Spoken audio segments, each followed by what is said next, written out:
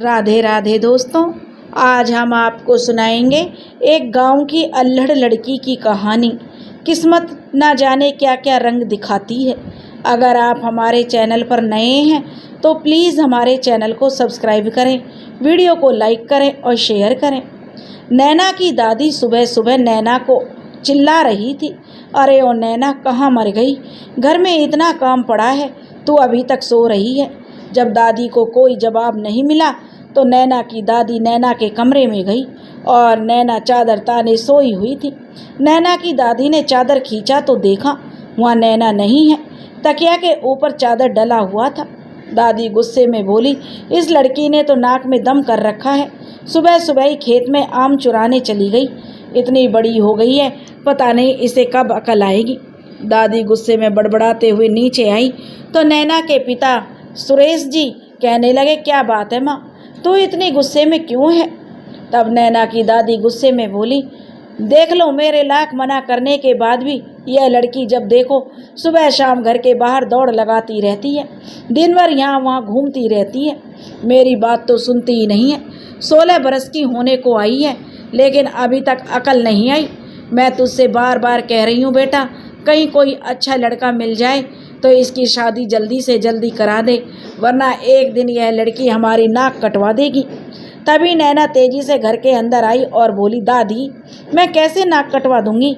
नाक काटने के लिए तो चाकू छुरी का होना जरूरी है, ऐसे कैसे नाक कट जाएगी? तब दादी गुस्से में बोली, देख लिया, जितनी लंबी हो गई है उससे कहीं ज़्यादा इसकी लंबी जबान है। सुरेश नैना की बातों पर हंसते हुए बोला, नैना, तू क्यों दादी को इतना परेशान करती है? नैना बोली, मैं कहाँ परेशान करती हूँ, दादी खुद ही परेशान होती रहती हैं, तो मैं क्या करूँ? और नैना दादी की ओर देखकर कंधे उचकाते हुए अंदर जाने लगी। शाम को सुरेश ने अपनी माँ से कहा, माँ, आप सही कह रही हो, हमें नैना की शादी कर देनी चाहिए। वैसे भी बिना माँ की बच्ची है, कुछ ऊंच नीच हो गया तो फिर हमारे लिए मुसीबत हो जाएगी। दादी बोली, बेटा, यही बात तो मैं तुझे कब से समझा रही हूँ। यह तो इतनी मनहूस है कि जन्म लेते ही इसकी माँ मर गई। तभी नैना आ गई और बोली, दादी, आप जब देखो तब माँ के मरने का इल्ज़ाम मेरे ऊपर लगाती रहती हो। माँ मेरी वजह से नहीं मरी, आपकी वजह से मरी है। आप लोग उन्हें अस्पताल लेकर नहीं गए होंगे, इसलिए उनकी जान चली गई। हमारी क्लास टीचर जी ने हमें बताया है कि औरतों को माँ बनने के समय अस्पताल जाना चाहिए। अब तो दादी गुस्सा हो गई और बोली, देख रहा है तू बेटा, कितनी लंबी जुबान हो गई है इस लड़की की। सुरेश गुस्से में नैना की तरफ देखकर बोले, नैना, जब बड़े बात कर रही हो तो बीच में नहीं बोला करते। मुझे समझ नहीं आता कि तू शादी के बाद ससुराल में कैसे रहेगी। दादी कहने लगी, मैंने कहा था ना बेटा, इसे स्कूल मत भेज, देख लिया पढ़ने का नतीजा, अब हमें ही सिखा रही है। मैं एक बार नहीं 100 बार बोलूँगी, तू मनहूस है और तेरी माँ भी मनहूस थी जो उसने तुझे जना। अगर आज एक बेटे को जन्म दिया होता तो वह हमारा सहारा बनता, लेकिन तू तो हमारे ऊपर बोझ है और इस बोझ से जितनी जल्दी छुटकारा पाले हम वही अच्छा है, वरना तेरे जो लक्षण हैं हमें कहीं का नहीं छोड़ेंगे। यह सुनकर नैना रोती हुई वहाँ से चली गई। घर के आंगन में बैठकर अपनी माँ को याद करके वह रो रही थी। तभी अपने सर पर किसी का ममता भरा स्पर्श उसे महसूस हुआ। उसने पलटकर देखा तो उसकी सौतेली माँ थी जो उसे बहुत प्यार करती थी। उन्हें देखते ही नैना उनसे लिपटकर रोने लगी और बोली, माँ, आप कहाँ चली गई थी? पता है आपके जाने के बाद मुझे दादी और पापा ने कितना परेशान किया, हमेशा मुझे डांटते रहते हैं और आज तो मेरी शादी की बात कर रहे थे। तभी नैना की दादी बोली, दूर हट शकुंतला से, क्यों चिपकी है? और तुझे भी कुछ समझ नहीं आता क्या शकुंतला? अभी पेट से है और इस मनुष्य से लिपट रही है तू। पता चला तुझे भी इसी की तरह एक लड़की को जन्म दे दिया तो याद रखना, अगर ऐसा हुआ तो मैं तुझे घर से बाहर निकाल दूंगी। मुझे पोता ही चाहिए बस। सुरेश भी वहाँ आ गया। उसकी नज़र शकुंतला के भाई पर गई तो उन्होंने कहा, अरे भाई साहब, आप बैठिए, माँ का बस ऐसे ही चलता रहता है, उनकी बातों का बुरा मत मानिए, रास्ते में कोई परेशानी तो नहीं हुई? शकुंतला का भाई बोला, नहीं नहीं, कोई परेशानी नहीं हुई जीजा जी, आप बस शकुंतला का ध्यान रखिएगा, अभी मायके से आई है तो मन थोड़ा दुखी होगा, इसलिए इसका ख्याल रखना, मैं चलता हूँ। सुरेश बोला, भाई साहब पानी तो पी लीजिए। तभी बीच में दादी बोल पड़ी, अरे रहने दे, बेटी का घर का पानी पीना भी पाप है, जाने दे उसे। वैसे भी ऐसे बात कर रहा है जैसे हम उसकी बहन का ख्याल नहीं रखते। बार बार सुना रहा है हमें, ख्याल रखना, जाने दे उसे। सुरेश की नज़र शकुंतला पर पड़ गई, जो दरवाजे के पीछे से उन्हें देख रही थी। वो शकुंतला के पास गए और बोले, शकुंतला, माँ की बातों का बुरा मत मानना। शकुंतला बोली, मुझे माँ की बातों का बुरा नहीं लगा, उनका तो रोज का है, लेकिन आप नैना की शादी इतनी जल्दी क्यों करना चाहते हैं? सुरेश कहने लगा, शकुंतला, जल्दी कहाँ है? नैना 16 बरस की हो चुकी है, शादी तो करनी पड़ेगी ना। तुम भी तो जब शादी करके आई थी 16 बरस की थी। वो तो शकुंतला हमारे बच्चे नहीं हुए, वरना 6 साल में तो 2-3 बच्चे भी हो गए होते। चलो कोई बात नहीं, देर से ही सही, कम से कम ईश्वर ने हमें खुशखबरी तो दी है। अब बस मुझे एक बेटा हो जाए तो मैं गंगा नहा लूँ। नैना को दादी की बातों का कोई असर नहीं होता था।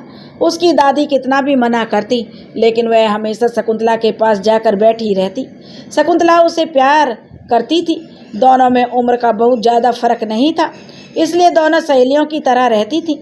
नैना ने शकुंतला को कहा, आप अपना आँख बंद कीजिए और हथेली आगे कीजिए, मैं आपके लिए कुछ लेकर आई हूँ।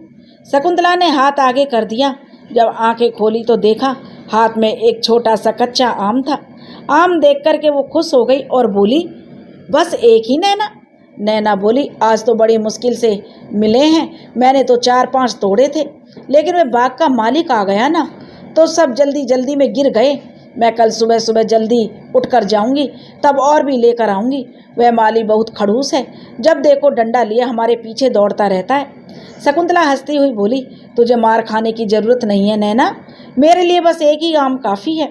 अब कल मत जाना, कहीं माली का डंडा पड़ गया तो तेरे लिए मुश्किल हो जाएगी। और सबसे बड़ी बात तो नैना यह है, अगर माली ने तेरी शिकायत कर दी तो तेरे पापा और दादी से, तब तो तेरे लिए माली के डंडे से भी बड़ी भारी मुसीबत खड़ी हो जाएगी। नैना कहने लगी, मैं किसी से डरती नहीं हूँ, माली की पकड़ में तो मैं बिल्कुल नहीं आने वाली। आप देखिएगा, मैं कल और भी आम लेकर आऊँगी, साथ में इमली भी लेकर आऊँगी आपके लिए। अगले दिन सुबह सुबह नैना आम के बगीचे में पहुँच गई और जल्दी जल्दी उसने ढेर सारे आम तोड़े और अपने दुपट्टे में बांधने लगी। तभी आवाज़ आई, क्या हो रहा है? अचानक आवाज़ सुनकर उसने अपनी आंखें बंद कर ली और फौरन अपने दोनों हाथ जोड़कर खड़ी हो गई। सारे आम उसके दुपट्टे से नीचे गिर गए। उसके हाथ जोड़कर कहा, माली काका, मुझे माफ़ कर दीजिए, वह मेरी माँ है ना, वो पेट से है और इसलिए मैं उनके लिए आम लेकर जा रही थी। आपको मारना है तो आप मुझे डंडे मार लीजिए, लेकिन घर पर मेरी शिकायत मत करना। कहकर उसने अपना हाथ आगे कर दिया। थोड़ी देर इंतजार करने के बाद जब उसे हाथ पर डंडे की मार नहीं पड़ी तो उसने अपनी एक आंख खोल कर देखी तो उसके होश उड़ गए, क्योंकि उसके सामने 22 साल का एक खूबसूरत सा नौजवान खड़ा था। उसे देखते ही नैना घबराकर वहाँ से जाने लगी। 21-22 साल का नौजवान, यह कौन है? जैसे ही वो जाने के लिए आगे बढ़ी, उस नौजवान ने कहा, अरे अपने आम तो लेती जाइए, इतनी मेहनत से तोड़े हैं आपने। उसकी आवाज़ पर नैना झट से पलटकर बोली, मुझे नहीं चाहिए आम, मुझे पता है माली काका ने आज आपको रखवाली के लिए भेजा है, मैं उनकी पकड़ में नहीं आती ना, इसलिए उन्होंने आपको भेजा है। मुझे माफ़ कर दीजिए, मैं अब आम तोड़ने नहीं आऊँगी। उस लड़के ने कहा, अरे पहले मेरी बात तो सुनिए। तभी सामने से माली आता हुआ दिखा। उसे देखते ही नैना फौरन उस लड़के का हाथ पकड़कर अपने साथ खींचकर ले जाती हुई बोली, अच्छा अब समझी, आप भी मेरी तरह आम तोड़ने आए थे। देखिए माली काका आ गए हैं, जल्दी से छुप जाइए वरना बहुत डंडे खाने पड़ेंगे। तब तक माली काका भी वहीं पहुंच गए और बोले, अरे तू फिर आम तोड़ने पहुंच गई? कहकर उन्होंने डंडा सुनैन नैना की तरफ मारने के लिए बढ़ाया। तभी उस लड़के ने डंडे को हाथ से पकड़ लिया। वह लड़का कुछ कहता उससे पहले ही नैना बोल पड़ी, माली काका आम मैंने तोड़े हैं, इन्होंने नहीं तोड़े, इसलिए इन्हें मत मारना। माली काका बोले, ये भला क्यों आम तोड़ने लगे? पूरा बगीचा तो इन्हीं का है, अगर आम तोड़ना ही होगा तो हमसे कहेंगे, हम तोड़ कर देंगे। छोटे साहब, लगता है आपको भी इस लड़की ने परेशान कर दिया है, चल भाग यहाँ से, नहीं तो बहुत मारूंगा। नैना मासूमियत से उस लड़के की तरफ देखकर बोली, छोटे साहब, आप छोटे साहब हैं, मुझे माफ़ कर दीजिए, मुझसे गलती हो गई, मैं चलती हूँ। यह कहकर वह जाने लगी तो उस लड़के ने कहा, माली काका, उसने जो आम तोड़े उसे दे दीजिए। माली काका ने कहा, छोटे मालिक, यह लड़की ऐसी ही है, बहुत परेशान करती है। लेकिन माली से जब छोटे साहब ने कहा, नहीं, इसे वो आम दे दीजिए, तो माली काका ने कहा, ए लड़की रुक जा, छोटे साहब कह रहे हैं इसलिए मैं तुझे यह आम दे रहा हूँ, अब जा यहाँ से, कल से मत आना। उस लड़के ने नैना के सामने जाकर कहा, मेरा नाम शरद है, तुम कल भी आ सकती हो आम तोड़ने, तुम्हें कोई मना नहीं करेगा। नैना बिना कुछ बोले नजरें झुकाए वहाँ से चली गई। घर पहुँचकर उसने शकुंतला से कहा, आप जानती हैं माँ, आज जब मैं आम तोड़ रही थी तो वहाँ छोटे साहब आए थे। हाँ, क्या नाम बताया था उन्होंने? शरद, शरद नाम है उनका। माली काका तो मुझे आम लाने ही नहीं दे रहे थे, छोटे साहब ने मुझे आम दिलवाए और कहा मैं कल भी आम तोड़ कर ले जा सकती हूँ। शकुंतला ने बड़े प्यार से नैना के सिर पर हाथ फेर कर कहा, अब तुझे कल से आम लाने की ज़रूरत नहीं है नैना। नैना हैरानी से बोली, क्यों माँ, आपको तो आम पसंद है ना, और फिर छुटकू जो आने वाला है उसे भी तो पसंद है ना। शकुंतला कुछ बोलती उससे पहले ही दादी बोल पड़ी, कल तुझे देखने लड़के वाले आने वाले हैं, इसलिए तुझे कहीं जाने की ज़रूरत नहीं है। कल घर से बाहर कदम भी रखा तो मुझसे बुरा कोई नहीं होगा, याद रखना नैना। नैना चिल्लाकर बोली, मुझे शादी नहीं करनी दादी, मुझे पढ़ना है अभी, मैंने बताया ना आपको, फिर भी आप मेरी शादी क्यों करा रही हैं? माँ, आप कुछ बोलती क्यों नहीं? आपने भी तो ज़बरदस्ती करके मुझे बड़े क्लास तक पढ़ने दिया, वरना इन लोगों का वश चलता तो मुझे बस लिखना पढ़ना सिखाकर पढ़ाई बंद करवा देते। अब दादी गुस्से में बोली, जितना पढ़ना लिखना था तूने पढ़ लिया, वैसे भी पढ़ लिख कर करना क्या है, रोटी ही तो बनानी है, तो अब वो सब छोड़ और रोटी बनाना सीख, घर के काम काज कर, वही काम आएंगे तेरे।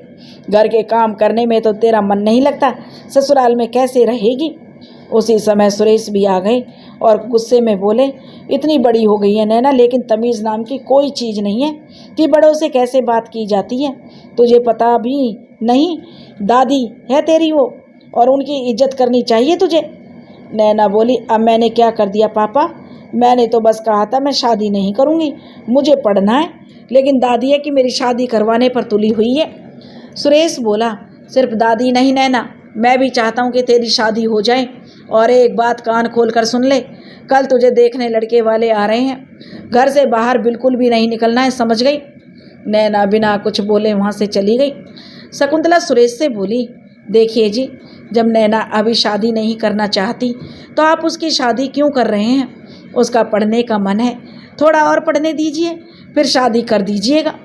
सुरेश शकुंतला की ओर देखकर बोले, क्यों, तुम्हारे बाप ने तुमसे पूछकर शादी की थी, जो मुझसे कह रही है कि मैं नैना से पूछकर उसकी शादी करूं? तुमसे प्यार के दो चार बातें क्या कर ली, तुम तो सर पर ही चढ़ गई। औरत हो, अपनी औकात में रहो, अपनी औकात भूलने की कोशिश मत करना। तुम्हें इतना भी पता नहीं है कि पति के आदेश का पालन करना चाहिए। अब तुम मुझे बताओगे कि मुझे क्या करना है और क्या नहीं। शकुंतला ने डरते डरते कहा, वो तो मैं बस नैना के लिए। वह अपनी बात भी पूरी नहीं कर पाई, उससे पहले ही सुरेश ने गुस्से में कहा, नैना के लिए तुम्हें सोचने की ज़रूरत नहीं है शकुंतला, उसका बाप जिंदा है, वैसे भी तुम उसका भला बुरा क्या सोचोगी, तुम उसकी सौतेली माँ हो, सगी माँ नहीं। कहकर सुरेश तो वहाँ से चला गया, लेकिन शकुंतला का मन दुखी हो गया था। उसके कानों में सौतेली माँ शब्द गूंजने लगा, उसकी आंखों से आंसू बहने लगे। उसने सोचा, माँ तो सिर्फ माँ होती है, सगी और सौतेली नहीं। शादी के बाद एक पल भी ऐसा नहीं होगा जब कभी भी नैना को उसने अपनी बेटी ना माना हो। नैना से तो वो बहुत प्यार करती थी, उसके मन में नैना के लिए कभी सौतेला व्यवहार आ ही नहीं सकता। वह तो सिर्फ नैना की खुशी चाहती थी, नहीं चाहती थी जो उसके साथ हुआ वह नैना के साथ भी हो। उसकी भी शादी उसकी इच्छा के विरुद्ध कर दी गई थी। उसने तो बहुत सपने थे उसके, लेकिन सारे सपने टूट गए। वह नहीं चाहती थी कि नैना के भी सपने टूटें, लेकिन वह चाहकर भी नैना के लिए कुछ नहीं कर पा रही थी। उधर नैना की शादी की बात सुनकर नैना अजीब सी बेचैनी उसे हो रही थी, उसका मन दुखी हो रहा था।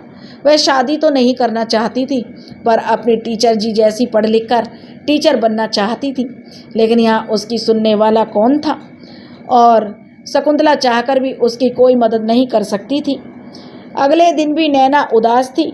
उसे देखकर उसकी दादी ने कहा, यह रोनी सूरत बनाकर मत रहा कर नैना। हम तेरी शादी कर रहे हैं, तुझे कोई फांसी की सजा नहीं दी जा रही। बहुत अमीर घराने में तेरी शादी हो रही है। राज करेगी तू वहाँ पर, राज बिल्कुल रानी बनकर रहेगी, फिक्र मत कर। नैना ने कुछ नहीं कहा। उसे आम के बगीचे की याद आ रही थी। उसका मन घर में बिल्कुल नहीं लग रहा था, इसलिए वो शकुंतला के पास गई और बोली, माँ क्या मैं थोड़ी देर के लिए आम के बगीचे में जा सकती हूँ? मेरा मन यहाँ बिल्कुल नहीं लग रहा, थोड़ी देर में घूम कर आ जाऊँगी तो शायद अच्छा लगेगा। तब शकुंतला ने कहा, देख नैना, मुझे तो कोई आपत्ति नहीं है, लेकिन तुझे तो पता है तेरी दादी और तेरे पिताजी ने तुझे घर से बाहर ना निकलने की सख्त हिदायत दी है। आज घर पर ही रह, यही अच्छा होगा। वैसे भी आज तो सिर्फ लड़के वाले देखने आ रहे हैं, शादी तो बाद में होगी, तू कल चली जाना, आज मत जा। नैना कुछ देर तक तो चुपचाप बैठी रही, लेकिन अपनी इच्छा पर उसका नियंत्रण नहीं हो पा रहा था। उसकी उम्र ही कुछ ऐसी थी। उसे अपने संगी साथी याद आ रहे थे। दादी की नज़रें उसी पर टिकी हुई थी। बहुत कोशिश करने के बाद भी जब नैना का मन नहीं माना तो आखिरकार उसने चुपके से वहाँ जाने की सोची। जैसे ही सबसे नज़रें बचाकर वह बाहर निकली, तभी दादी की आवाज़ आई, कहाँ जा रही है तू? मना किया था ना मैंने, आज घर से तुझे कहीं नहीं निकलना है। तुझे एक बार बात समझ में नहीं आती क्या? नैना दादी के पैरों के पास बैठकर बोली, दादी मेरी सहेली है ना, वो मोना है ना, मैं उसी के पास जा रही हूँ। अब जब लड़के वाले मुझे देखने आ ही रहे हैं तो मैंने सोचा क्यों ना मैं अच्छे से तैयार होकर उनके सामने आऊँ, ताकि वो मुझे पसंद कर लें। मोना को ना बहुत अच्छे से बाल बनाना आता है, तैयार करना आता है, इसलिए मैं उसे ही लाने जा रही थी। माँ की तबीयत ठीक नहीं रहती ना, उन्हें भी बहुत सारे काम हैं, तो वो मुझे कैसे तैयार करेंगी? मुझे तो साड़ी पहनना आता भी नहीं है। मोना मुझे अच्छे से साड़ी पहना देगी और बिल्कुल नए ज़माने के स्टाइल में तैयार कर देगी। आप देखना मैं बहुत सुंदर लगूंगी, लड़के वाले मुझे झट से पसंद कर लेंगे। दादी ने नैना की तरफ देखकर कहा, तू तो इतनी सुंदर है कि तुझे लड़के वाले ऐसे ही देखकर पसंद कर लेंगे। तुझे सजने संवरने की ज़रूरत क्या है? जितना सजना संवरना है शादी के बाद सजना। अभी चुपचाप घर पर रह, मैं तुझे अच्छी तरह जानती हूँ। तो बहाने बनाकर सहेलियों के साथ आम के बगीचे में जाकर उधम मचाएगी। नैना दादी की ओर देखकर मासूमियत से बोली, नहीं दादी, मैं जल्दी आ जाऊंगी, जाने दीजिए ना। तभी शकुंतला बोल पड़ी, अरे जाने दीजिए ना माँ जी, ठीक ही तो कह रही है। मोना के आने से मुझे भी मदद हो जाएगी। लड़के वाले तो शाम को आएंगे, तब तक नैना आ जाएगी ना, है ना नैना? नैना बोली, हाँ माँ, मैं बस यूँ गई और यूँ आई। नैना दौड़ते भागते आम के बगीचे के पास पहुँच गई। वहाँ उसकी सहेलियाँ भी थीं। उसकी सहेलियों ने पूछा, नैना आज इतनी देर क्यों लगा दी आने में? तब नैना ने कहा, आज लड़के वाले मुझे देखने आ रहे हैं, इसलिए दादी ने घर के बाहर निकलने को मना किया था। बड़ी मुश्किल से आई हूँ, चलो बगीचे के अंदर चलते हैं, वहाँ आज झूला लगाते हैं। मोना बोली, अगर माली काका ने देख लिया तो क्या होगा? हम नहीं जाएंगे, बस तू जा और 2-4 आम तोड़ कर ले आ। कल तो सारे आम तू अपनी माँ के लिए लेकर चली गई थी, हमें दिए ही नहीं। नैना कमर पर हाथ रखकर आंखें नचाते हुए बोली, यह अच्छा है, मेहनत मैं करूं, माली काका की डांट मैं सुनूं और आम तुम लोग खाओ। अगर तुम लोगों को आम लेना है तो बगीचे के अंदर चलना होगा। मोना बोली, नैना हम तेरे जितने तेज नहीं भाग पाते हैं ना, तू तेजी से पेड़ पर चढ़कर उतर जाती है, हमसे यह नहीं हो पाता है। जितने ही आम नहीं लेते हैं उससे ज़्यादा माली काका के डंडे खाने पड़ते हैं हमें। नैना हंसती हुई बोली, वो तो है, तुम सब मेरे जैसी तेज नहीं हो। अच्छा आज तुम सब भी मेरे साथ बगीचे के अंदर चलो, आज हमें आम तोड़ने से और वहाँ खेलने से कोई नहीं रोकेगा। सारी सहेलियाँ एक साथ बोल पड़ी, वो क्यों नैना? नैना बोली, वो इसलिए क्योंकि कल मुझे छोटे साहब मिले थे, उन्होंने कहा था मैं जब चाहूँ आम लेने आ सकती हूँ। नैना की सहेली रीता बोल पड़ी, क्या छोटे साहब तुझे मिले थे? उन्होंने मुझसे बात की, तुझसे बात की थी क्या? नैना बोली, हाँ, और बगीचे में आने की इजाज़त भी दी है। क्या बात है, वो कहने लगी, वह तो किसी से बात नहीं करते, मैंने देखा उन्हें, वह खूबसूरत हैं, लेकिन तुझसे क्यों बात करें उन्होंने? नैना बोली, यह सब तो मुझे नहीं पता, अब जल्दी से चलो, मुझे भी घर जाना है। मोना नैना की कोहनी मारते हुए बोली, क्या बात है, बड़ी जल्दी हो रही है तुझे बगीचे के अंदर जाने की? छोटे साहब पर कहीं दिल विल तो नहीं आ गया तेरा? नैना मोना को मारती हुई बोली, चुप कर बेशरम कहीं की, अभी अभी बताया ना तुझे, लड़के वाले मुझे देखने आ रहे हैं, फिर ऐसी बातें क्यों कर रही है? चल जल्दी चल। नैना अपनी सहेलियों के साथ बगीचे के अंदर चली गई। सारी सहेलियां वहाँ खेलने लगी, आम तोड़ने लगी। तभी आवाज़ आई, आ गई आप? आज आने में बहुत देर लगा दी आपने। आज तो पूरी फौज लेकर आई हैं, लगता है इसलिए देर हो गई आने में। सब लड़कियों ने पीछे मोड़कर देखा तो शरद खड़े होकर मुस्कुरा रहा था। नैना झेपती हुई अपनी उंगली में दुपट्टे को गोल गोल घुमाती हुई बोली, वो ये लोग अंदर आने की जिद कर रहे थे, इसलिए मैं लेकर चली आई। अगर आपको नहीं पसंद तो ये लोग चली जाएंगी। शरद बोला, नहीं नहीं, ऐसी कोई बात नहीं है, आप लोग यहाँ खेलिए, आम तोड़िए, मुझे कोई दिक्कत नहीं। लेकिन एक बात याद रखना, बहुत ज़्यादा आम नहीं तोड़ने हैं और बगीचे को गंदा भी नहीं करना है, ठीक है ना? सभी एक साथ बोल पड़ी, हाँ हाँ ठीक है। कुछ देर बाद सब लोग जाने लगे तो शरद ने नैना से कहा, क्या आप 2 मिनट रुक सकती हैं? मुझे आपसे कुछ बात करनी है। नैना बोली, आज नहीं फिर कभी, आज मुझे घर जल्दी जाना है। कहकर नैना तेजी से वहाँ से जाने लगी। तभी उसका पैर पत्थर से टकरा गया और उसका बैलेंस बिगड़ने लगा। वह गिरने ही वाली थी कि तभी शरद ने उसे अपनी बाहों में थाम लिया। दोनों की नज़रें एक दूसरे से टकराईं। कुछ पल के लिए वो एक दूसरे में खो गए। नैना के दिल की धड़कन तेज हो गई, शरद की भी। उस एक पल में ना जाने क्या हुआ, शब्द तो नहीं थे लेकिन कुछ रूमानी एहसास थे, जिससे उनकी आंखें एक दूसरे से बहुत कुछ कह बैठी। वैसे भी जब जुबान साथ नहीं देती है तो आंखें बोल उठती हैं। मोना की आवाज़ से नैना की तंद्रा भंग हुई और वह फौरन अपने आप को संभालते हुए शरद से अलग हो गई। दोनों चुप थे लेकिन उनकी खामोशी बहुत कुछ बयान कर रही थी। जब नैना जाने लगी तो शरद ने उसका हाथ पकड़ लिया और बोला, मैं तुमसे बहुत प्यार करता हूँ नैना, तुम्हारे साथ अपना जीवन बिताना चाहता हूँ, यही कहना था मुझे तुमसे, क्या तुम भी मुझसे? नैना बड़ी मुश्किल से बस इतना ही बोल पाई, आप जो चाहते हैं वो संभव नहीं है, और तेजी से वहाँ से जाने लगी। तो शरद की आवाज़ सुनाई दी। उसने कहा, लेकिन क्यों संभव नहीं है? कल मैं तुम्हारा इंतजार करूँगा, मुझसे मिलने ज़रूर आना। नैना कहने लगी। बिना जवाब दिए ही घर की तरफ जाने लगी। नैना मोना के साथ अपने घर चली आई। घर आते ही साथ ही दादी ने कहा, आ गई तो कितनी देर लगा दी, कहाँ था कि यूँ गई और यूँ आई? शकुंतला कहने लगी, रहने दीजिए ना माँ जी, समय से तो आ गई है, डांटने की क्या ज़रूरत है? वैसे भी अब इसका ब्याह होने वाला है, बस कुछ ही दिनों की तो मेहमान है इस घर में। नैना मोना को लेकर अपने कमरे में जाकर कहने लगी, मैं तुम लोगों को खाना वहीं लेकर आती हूँ, तुम जाओ अपने कमरे में। नैना मोना को लेकर अपने कमरे में आ गई। थोड़ी देर बाद शकुंतला भी उन दोनों को खाना लेकर वहाँ आ गई। उसने नैना की ओर देखकर कहा, क्या बात है नैना, तू कुछ परेशान लग रही है, सब ठीक तो है ना? नैना ने धीरे से कहा, हाँ सब ठीक है। मोना बोली, सब ठीक है, बस आप परेशान मत होइए, हम लड़के वाले जब देखने आने वाले हैं तो थोड़ी सी घबराहट तो होगी ना काकी? शकुंतला नैना की ओर देखती हुई बोली, हाँ वो तो है, वैसे समय में हर लड़की का दिल घबराता है, यह समय ही ऐसा होता है। भगवान से बस इतनी सी प्रार्थना है कि इसे अच्छा घर वर मिल जाए, ऐसा वर मिले जो इसके हर सपने को पूरा करे, इसे खुश रखे। अच्छा अब मैं चलती हूँ, शाम की तैयारी भी तो करनी है, तुम लोग भी जल्दी खाना खाकर तैयारी करो। मोना नैना को तैयार करने लगी। नैना के चेहरे पर एक उदासी सी छाई थी। मोना उसे तैयार करती हुई बोली, क्या बात है नैना, क्या छोटे साहब की बातें तुझे परेशान कर रही हैं? तू क्यों इतनी परेशान है? क्या तू भी उन्हें पसंद करती है? नैना मोना का हाथ पकड़कर बोली, सच कहूँ मोना तो हाँ, कल जब मैं उनसे मिली थी तभी मुझे वह बहुत अच्छे लगे थे। पता नहीं क्यों कल रात भी बार बार उनका चेहरा मेरी आंखों के सामने आ रहा था। उनसे मिलने के बाद अजीब सा खिंचाव महसूस कर रही थी, लेकिन मैं यह नहीं जानती थी कि वो कुछ ऐसा भी सोचते हैं। मोना बोली, तो तूने क्या सोचा? नैना बोली, सोचना क्या, जब मुझे पता है कि ये सब संभव नहीं तो फिर सोचने से क्या फ़ायदा। अब मेरी किस्मत किसी और से जुड़ने जा रही है। आज लड़के वाले मुझे देखने आएंगे, फिर मेरी शादी हो जाएगी। तभी शकुंतला कमरे में आई। उसकी नज़रें नैना पर ठहर गई। वह बोली, नैना बहुत सुंदर लग रही है तू, तुझे किसी की नज़र न लगे, लड़के वाले बस आने ही वाले हैं, तुझे घबराने की ज़रूरत नहीं है, मैं तेरे साथ रहूँगी।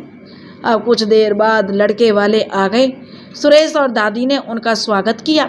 फिर सुरेश ने शकुंतला को आवाज़ लगाकर पानी लाने को कहा। शकुंतला पानी लेकर आई और उसने लड़के की ओर देखा। दादी ने शकुंतला से नैना को लाने के लिए कहा। शकुंतला नैना को लेकर आई। नैना हल्के गुलाबी रंग की साड़ी पहने, आंखों में काजल लगाए, लंबी सी चोटी बनाए जब आई तो सबकी निगाहें उस पर टिक गईं। तीखे नैन नक्श, लंबी छरहरी काया वाली नैना आज पहले से भी ज़्यादा खूबसूरत लग रही थी। शकुंतला भी खुश थी क्योंकि लड़का भी देखने में अच्छा था, अच्छे परिवार से था। उसने खुश होते हुए कहा, आपका लड़का सुंदर है तो हमारी लड़की भी कम सुंदर नहीं है, खूब जोड़ी जमेगी दोनों की। वैसे मैं एक बात बताना चाहती हूँ, हमारी नैना सिर्फ देखने में ही सुंदर नहीं बल्कि दिल की भी बहुत अच्छी है। आप लोगों को शिकायत का मौका बिल्कुल नहीं देगी। बहुत समझदार है मेरी बेटी, बस एक इच्छा है इसकी, यह आगे पढ़ाई करे। आप सबसे हाथ जोड़कर विनती है, इसमें आगे पढ़ाने से मत रोकिएगा इसको, बहुत होनहार लड़की है। सुरेश शकुंतला की ओर गुस्से में देखते हुए बोले, सारी बात तुम ही कर लोगी तो हम क्या करेंगे? हम यहाँ बैठे हैं ना बात करने के लिए। तुमसे इतना बोलने को किसने कहा? जाओ जाकर खाने पीने का सामान लेकर आओ। इतना भी समझ नहीं है तुम्हें कि लड़के वाले आए हैं तो उनके खाने पीने का इंतजाम करें? फालतू का भाषण दिए जा रही हो। शकुंतला कहने लगी, मैं तो बस नैना की इच्छा बता रही थी। सुरेश बोला, यहाँ नैना की इच्छा नहीं जाननी है किसी को भी। जो भी फैसला होगा इन लोगों का उसे मानना पड़ेगा। शादी के बाद जो ये कहेंगे उसे करना होगा। अब ये उनकी मर्जी है, वो उसे पढ़ाएं या ना पढ़ाएं। तुम उन पर दबाव नहीं डाल सकती हो। अब अपनी बकवास बंद करो और जाकर खाने पीने का सामान लेकर आओ। शकुंतला खाने पीने का सामान लेकर आ गई और दादी ने कहा कि अब तू अंदर जा, यहाँ रहने की तुझे कोई ज़रूरत नहीं है। शकुंतला जब जाने लगी तब नैना ने उसका पल्लू पकड़ लिया। शकुंतला की आंखों में आंसू आ गए। उसने नैना के सिर पर हाथ रखकर कहा, नैना मैं यहीं हूँ। दादी गुस्से में बोली, कब तक तेरा पल्लू पकड़ कर रहेगी ये? अब इसका विवाह होने वाला है, तू जा यहाँ से, हम सब हैं ना यहाँ पर। शकुंतला को मजबूरीवश वहाँ से जाना पड़ा। वो पर्दे के पीछे से सब कुछ देख रही थी। दादी बोली, साहब हमसे जो बन पड़ा हमने किया, आपकी जितनी हमारी हैसियत नहीं है। अब आपको अगर हमारी बिटिया पसंद है तो हमें कृपया करके बता दीजिए। लड़के वाले ने कहा, हमें आपकी बेटी पसंद है और हम जल्दी से जल्दी शादी करना चाहते हैं। 1 महीने के अंदर अंदर आप पंडित को बुलाकर शादी का मुहूर्त निकलवा लीजिए। तभी सुरेश शकुंतला के पास आया और खुश होते हुए बोला कि शकुंतला, नैना उन्हें पसंद है। अब तेरे पास कुछ रुपए हैं तो दे दे, हमें भी तो लड़के के हाथ पर कुछ देना होगा। शकुंतला सुरेश को कुछ रुपए देकर बोली, ज़्यादा तो नहीं है लेकिन शगुन के लिए हो जाएंगे। शकुंतला भी सुरेश के पीछे पीछे चली आई और लड़के वाले ने बहुत सारा पैसा नैना के हाथों में दिया। सुरेश संकोच करता हुआ बोला, साहब हमारी इतनी हैसियत नहीं है कि हम कुछ आपको दे सकें, लेकिन जो रस्म रिवाज है उसे तो पूरा करना ही है। इस गरीब की तरफ से छोटी सी भेंट है, कहकर उसने लड़के के हाथ पर पैसे रख दिए। शकुंतला ने जब पैसे देते हुए सुरेश को देखा तो बोली, आप किसे पैसे दे रहे हैं? लड़का तो यहाँ पर बैठा है। तब सुरेश बोला, अच्छा होगा तुम अपनी जुबान बंद रखो, मैं लड़के को ही पैसे दे रहा हूँ। जिसे तुम लड़का समझ रही हो वो लड़का नहीं, लड़के का भतीजा है। शकुंतला आश्चर्य से बोली, क्या आप पैसे दे रहे हैं जिसे वह लड़का है? इससे नैना की शादी होने वाली है। इनकी उम्र देखी आपने? 50 साल के व्यक्ति से एक 16 साल की लड़की की शादी करेंगे आप अपनी बेटी के पिता हैं या दुश्मन? मैं इसे नैना की शादी इनसे नहीं होने दूंगी। सुरेश गुस्से में बोला, ज़्यादा बकबक की तो जुबान खींच लूँगा, चुपचाप अंदर जा, मुझे पता है मैं क्या कर रहा हूँ, बाप हूँ इसका, दुश्मन नहीं। शकुंतला बोली, मैं यहाँ से कहीं नहीं जाऊँगी और इस आदमी से नैना की शादी किसी भी हाल में नहीं होने दूँगी। फिर शकुंतला उस आदमी की तरफ देखते हुए बोली, आपको शर्म नहीं आती? अपनी बेटी की उम्र की शादी से लड़की से शादी करेंगे आप? चले जाइए यहाँ से, यह शादी नहीं हो सकती। अब ब्रजेश बोला, चाचा यहाँ की औरतों की जुबान बहुत लंबी है, आपको यहाँ शादी नहीं करनी चाहिए। जब माँ ऐसी है तो बेटी भी इनके जैसी ही होगी, उसे भी अपने जैसा ही बनाया होगा इन्होंने। आपको तो उंगली पर नचाएगी। जो उस व्यक्ति का भतीजा था उसने कहा। ब्रजेश गुस्से में बोला, तुम ठीक कह रहे हो संजय, हमें यहाँ से चलना चाहिए। सुरेश ब्रजेश के पैरों में गिरकर बोला, साहब माफ़ कर दीजिए, यह मंदबुद्धि औरत है, इसकी बातों पर ध्यान मत दीजिए, इसकी तरफ से मैं माफ़ी मांगता हूँ। आप रिश्ता मत तोड़िए, आगे से ऐसा नहीं होगा, मैं इसका ध्यान रखूंगा। शकुंतला बोली, आप इनके पैरों में क्यों गिरे हुए हैं? हमारी बेटी में कोई कमी है क्या जो हम ऐसे आदमी के साथ अपनी बेटी की शादी करें? सुरेश गुस्से में उठा और शकुंतला को एक जोरदार थप्पड़ जड़ दिया। अचानक पड़े थप्पड़ से शकुंतला लड़खड़ा गई और नैना ने उसे गिरने से बचा लिया। दादी शकुंतला के बाल पकड़कर बोली, इसलिए कहा करती थी तुझसे सुरेश, इसे ज्यादा सर पर मत चढ़ा। देख लिया सर चढ़ाने का नतीजा, आज तेरी बेटी का रिश्ता तोड़ने पर लगी है। अब चुपचाप तुम दोनों अंदर जाओ, नहीं तो बहुत बुरा होगा। नैना शकुंतला का हाथ पकड़कर कमरे में ले आई और बोली, माँ आप मेरी चिंता मत कीजिए, मैं शादी कर लूँगी। मेरे कारण पापा आपको मारें यह मैं बिल्कुल भी बर्दाश्त नहीं कर पाती। आज तो मैंने बचा लिया, लेकिन अगर आप कहीं गिर गई होती तो छोटू का क्या होता? आप मेरे बारे में मत सोचिए, मुझे कोई दिक्कत नहीं है, मैं शादी करने के लिए तैयार हूँ। शकुंतला नैना के गले लगकर रोने लगी और बोली, कैसे रहने दूँ नैना यह शादी, जब जानती हूँ कि यह शादी तेरे लिए सही नहीं है। वो उम्र में तेरे पिताजी से भी बड़ा है, आखिर तेरे पापा ऐसा क्यों कर रहे हैं, मुझे समझ नहीं आ रहा। मोना वहीं खड़ी उनकी बातें सुन रही थी। बोली, बिल्कुल सही कहा आपने, कहा कि इतनी उम्र के आदमी से इतनी सुंदर लड़की की शादी क्यों की जा रही है? इससे तो अच्छा है तो छोटे साहब का प्रेम स्वीकार कर ले। शकुंतला अपने आंसुओं को पोंछते हुए बोली, छोटे साहब यह कौन है? यह क्या कह रही है तुम मोना? नैना बोली, कुछ नहीं माँ, यह तो बस ऐसे ही कुछ भी बोलती रहती है।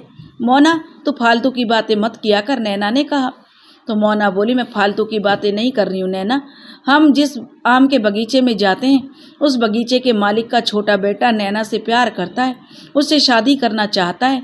मुझे तो लगता है नैना को उसी से शादी करनी चाहिए, वह बहुत ही सुंदर और बहुत ही अच्छा लड़का है। फिर तू भी तो उससे प्यार करती है ना नैना? नैना ने कुछ नहीं कहा। उसे चुप देखकर शकुंतला ने कहा, तेरी चुप्पी मोना के सवालों का जवाब दे रही है नैना। क्या सचमुच जो मोना कह रही है वह सच है? अगर हाँ तो मैं तेरे साथ हूँ, नरक में जाने से अच्छा है तो उसी से शादी कर ले। नैना शकुंतला की ओर नम आँखों से देखती है और उसे गले लगा लेती है। रात को जब सुरेश कमरे में आता है, शकुंतला उससे बात नहीं करती।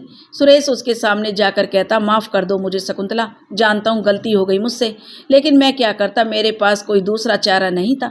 तू तो पूरी बात जाने बगैर बस गुस्सा हो रही है, जरा भी नहीं सोचा कि मैं भी बाप हूँ, दुश्मन नहीं नैना का, लेकिन एक मजबूर बाप हूँ। शकुंतला ने सवालिया नज़रों से सुरेश की ओर देखा। तब सुरेश ने उसका हाथ पकड़कर उसे बिठाया और खुद भी उसके पास बैठकर बोला, बात यह है शकुंतला, मैं सर से पांव तक कर्ज में डूबा हुआ हूँ, यह घर भी गिरवी पड़ा हुआ है। कर्जदार मुझे जान से मारने की धमकी दे रहे हैं। अभी जो 2 दिन पहले मैं घर देर से आया था, उस दिन कर्जदार ने मुझे मारने का पूरा इंतजाम कर लिया था। वो तो साहब ने आकर मेरी जान बचाई। अगर कर्ज नहीं चुकाया गया तो कभी भी मेरी जान जा सकती है।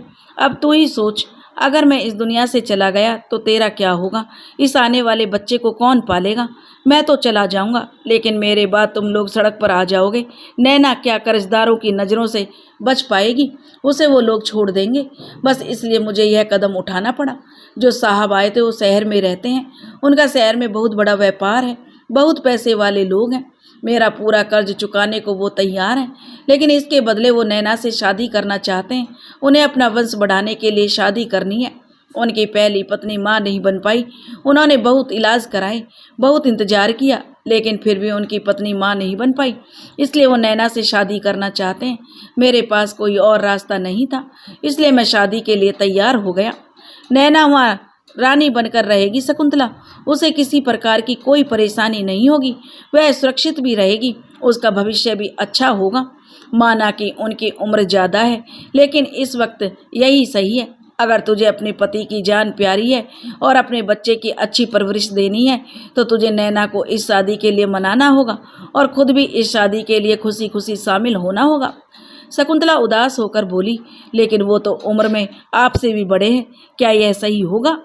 सुरेश बोला, क्या सही है क्या गलत है मैं नहीं जानता। इस वक्त मुझे बस इतना पता है, अगर यह शादी हो गई तो मेरी जान बच जाएगी, नैना सुरक्षित रहेगी, तू सुरक्षित रहेगी, तेरा आने वाला बच्चा अच्छी परवरिश पाएगा। हमारे पास इतने पैसे नहीं हैं शकुंतला कि हम कर्ज चुका सकें। अगर हमने कर्ज नहीं चुकाया तो कर्जदार तो मुझे मार डालेंगे ही, तुम सबको भी इस घर से बाहर निकाल देंगे। तुम लोग सड़क पर भटकते रहोगे, क्या पता तुम सबके साथ वो क्या करें। मुझे जो ठीक लगा मैंने किया, अब तू सोच ले, सुहागन रहना चाहती है या नहीं, फैसला तेरे हाथ में है। अब सुरेश के कहे आखिरी शब्द, तू सुहागन रहना चाहती है या फिर नहीं, बार बार शकुंतला के कानों में गूंज रहे थे। भारतीय नारी के जीवन में उसका सुहागी उसके लिए सब कुछ होता है।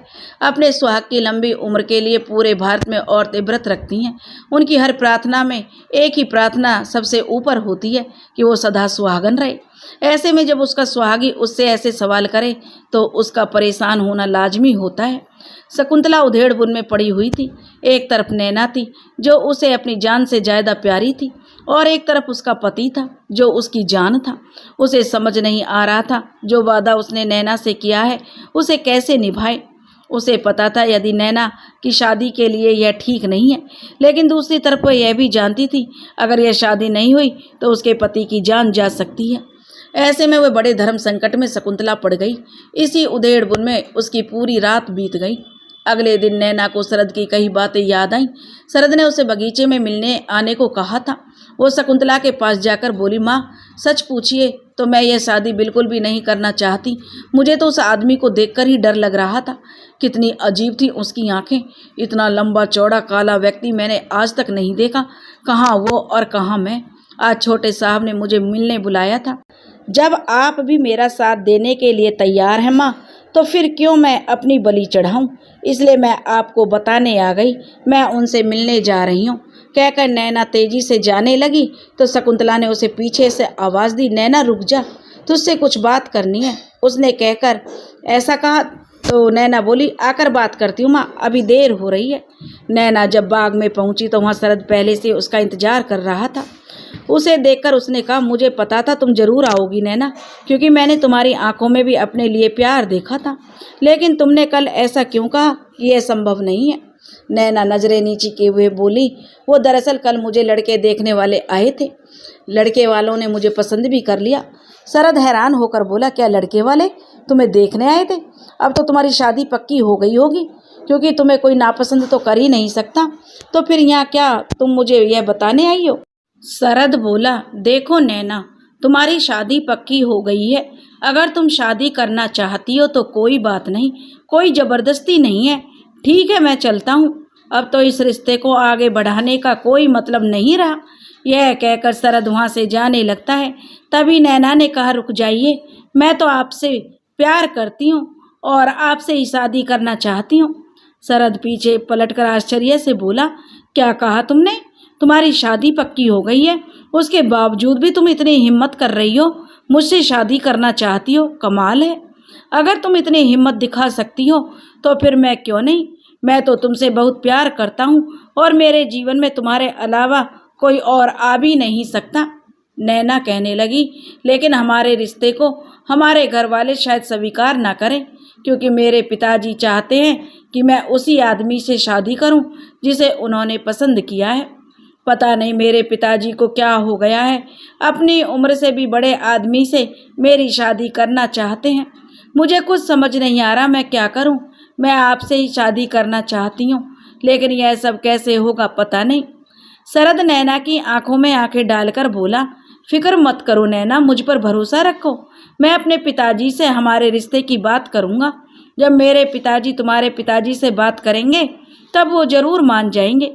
नैना खुशी से बोल पड़ी, क्या सच में ऐसा हो पाएगा? शरद बोला, बिल्कुल हो पाएगा। शरद बोला, बिल्कुल हो पाएगा। मेरे पिताजी मुझसे बहुत प्रेम करते हैं, तो मेरी खुशी उनके लिए तो मायने रखती है ना। वैसे क्या आज आम नहीं तोड़ने तुम्हें? कहो तो मैं तुम्हारी मदद कर दूं। नैना मुस्कुराती हुई बोली, आप मेरी मदद करेंगे? वो कैसे? शरद बोला, वो ऐसे कि मैं तुम्हें गोद में उठा लेता हूँ, तुम आराम से आम तोड़ लो। नैना शर्माती हुई बोली, दत्त आप भी कैसी बातें करते हैं। शरद उसकी ओर देखते हुए बोला, बाप रे, तुम्हारे गाल तो बिल्कुल लाल हो गए हैं। मैंने कुछ गलत कह दिया क्या? नैना अपने दुपट्टे को उंगली में गोल गोल घुमाते हुए नजरें नीचे किए हुए खड़ी थी। शरद मुस्कुराते हुए बोला, चलो अब मैं तुम्हें परेशान नहीं करूँगा। मैं माली काका को बोल देता हूँ तुम्हें आम तोड़कर दे दें। नैना बोली, नहीं रहने दीजिए, आम नहीं चाहिए मुझे, मैं चलती हूँ, माँ मेरा इंतजार कर रही होगी। शरद बोला, इतनी जल्दी? चलो ठीक है, आज मुझे भी अपने एक दोस्त से मिलने जाना है, कल इसी समय पर मिलने आ जाना। शरद वहाँ से अपने दोस्त सौरभ के पास चला गया। सौरभ शरद के बचपन का दोस्त था। दोनों अलग अलग शहरों में पढ़ाई करने गए हुए थे। अभी छुट्टी में दोनों घर वापस आए थे तो दोनों दोस्तों ने मिलने का प्लान बनाया था। शरद जैसे ही सौरभ के घर पहुंचा, सौरभ ने कहा, क्या यार शरद, कहाँ रह गया था? मैं कब से तेरा इंतजार कर रहा था। चला, बहुत दिनों बाद मिले हैं। दोनों एक दूसरे से गले मिलते हैं। तभी सौरभ की माँ आती है। शरद उन्हें देखकर उनके पांव छूता है। वह आशीर्वाद देती हुई बोलती हैं, कैसे हो शरद बेटा, बहुत दिनों बाद आए हो। चलो तुम लोग भी बैठो, मैं तुम लोगों के लिए कुछ खाने पीने का सामान लेकर आती हूँ। सौरभ शरद को अपने कमरे में लेकर जाता है और कहता है, और बता यार, कैसी चल रही है तेरी पढ़ाई? कैसा है तू? कोई लड़की वड़की पटी कि नहीं कॉलेज में? शरद हंसते हुए बोला, तू भी ना यार, बिल्कुल भी नहीं बदला, आज भी बिल्कुल वैसी ही बातें करता है। मैं कॉलेज पढ़ने गया हूँ, लड़की पटाने नहीं। वैसे भी अपने गांव में लड़कियों की कमी पड़ी है क्या, जो मैं शहर में लड़कियों को पटाऊंगा? हमारे गांव की लड़कियों में सुंदर, शहर की लड़कियां कहाँ होती हैं?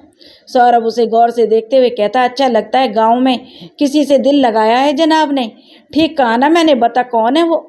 शरद मुस्कुराते हुए बोला, तू भी कहाँ की बात कहाँ ले जाता है यार, मैं तो बस यूं ही कह रहा था, ऐसी कोई बात नहीं है। सौरभ बोला, भाई तू पढ़ने में मुझसे तेज हो सकता है, लेकिन इश्क के मामले में नहीं। इसमें तो मैं तेरा गुरु हूँ। तेरे चेहरे की चमक बता रही है कि तू किसी से मिलकर आ रहा है कि नहीं? अब जल्दी से बता कौन है, वरना बचपन वाले स्टाइल में पूछूंगा मार मार कर, तो अच्छा नहीं लगेगा। शरद शर्माते हुए बोला, तू भी हद करता है यार, वैसे पार की नज़र तो तेरी है। सच कहा तूने, मैं किसी से मिलकर ही आ रहा हूँ, वो इसी गांव में रहती है। सौरभ भी उत्सुक होकर पैर ऊपर करके पलंग पर पालथी मारकर बैठ गया और बोला, अच्छा बता कैसी है वो? शरद नैना के ख्यालों में खो गया। फिर बोला, क्या बताऊं यार, कैसी है वो? बहुत ही मासूम, बहुत ही खूबसूरत है। आंखें तो उसकी जुबान से भी ज़्यादा बोलती हैं। जब मैंने पहली बार उसे देखा तभी मुझे उससे प्यार हो गया। मैं तो उसे अपलक निहारती ही रह गया। जब उसने आंखें खोली तो उसकी आंखों में खो गया। कब कैसे एक पल में ही उसने मेरे दिल को चुरा लिया, मुझे पता नहीं चला। और अब क्या बताऊं, कल चलकर तू खुद उसे देख लेना और मिल लेना। सौरभ बोला, बिल्कुल कल मैं ज़रूर उससे मिलना चाहूँगा। आखिर मुझे भी तो देखना है मेरे सीधे साधे दोस्त का दिल किसने चुराया है। उधर जब नैना घर पहुंची तब शकुंतला उसे अपने कमरे में लेकर गई और बोली, नैना अब तू छोटे साहब से मिलने नहीं जाएगी, क्योंकि तेरी शादी ठीक हो चुकी है और उससे तय हो गई है। इस तरह से तेरा किसी से मिलना जाना ठीक नहीं है। नैना आश्चर्य से अपनी माँ की ओर देखती हुई बोली, लेकिन माँ, कल तो आपने कहा था कि उसे बीच में ही रोकते हुए शकुंतला बोली, नैना कल जो मैंने कहा ना, उसे भूल जा। जो मैं आज कह रही हूँ उस पर ध्यान दे। तेरी शादी अब वहीं होगी जहाँ तेरे पापा ने तय की है, इसलिए तुझे छोटे साहब को भूलना होगा। कहकर शकुंतला वहाँ से चली गई। नैना हैरानी से उसे जाते हुए देखती रह गई। नैना को समझ नहीं आ रहा था कि शकुंतला कल तक तो इस शादी के खिलाफ थी, वह आज इस शादी के लिए तैयार कैसे हो गई। उधर शकुंतला रसोई में आकर अपने आंसू पोंछती हुई मन ही मन बोली, सुन नैना, मुझे माफ़ कर देना, मैंने तुझसे किया वादा तोड़ दिया।